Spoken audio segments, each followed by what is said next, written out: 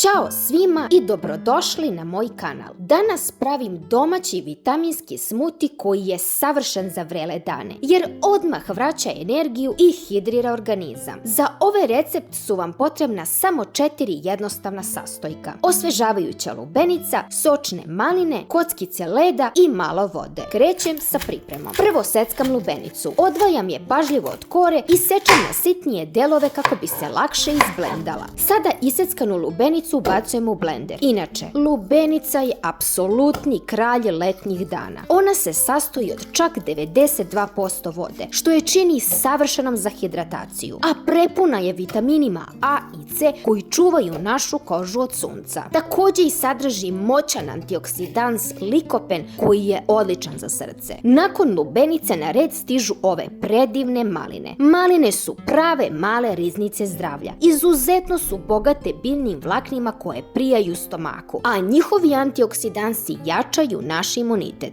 Našem organizmu ovakve bobice leti su preko potrebne. Sada dodajem malo vode čisto da pomognem blenderu, a odmah zatim i kockice leda. One su zadužene da napitak dobije finu, gustu i ledenu teksturu baš onako kako treba. Nema ništa bolje nego kada osjetite to ledeno osveženje dok napolju gori asfalt. Sve to lepo zatvaram i palim blender. Dok se sastojci spajaju, pogledajte samo ovu prelepu jarku boju. Ovaj napitak je čisto zdravlje u čaši. Nema dodatih šećera, potpuno je prirodan, nisko kaloričan, a pruža neverovatan nalet svežine i hidrira telo u sekundi. I moj smuti je spreman. Sada ga prebacujem u moju omiljenu staklenu teglicu. Ne možete da verujete kako ovo miriše. Miriše na pravo leto, sveže i voćno. Tekstura je ispala baš kako treba. I to je to. Moje osveženje u teglici je spremno. A sada sledi onaj najlepši deo, degustacija. Hvala vam puno što ste gledali ovaj video.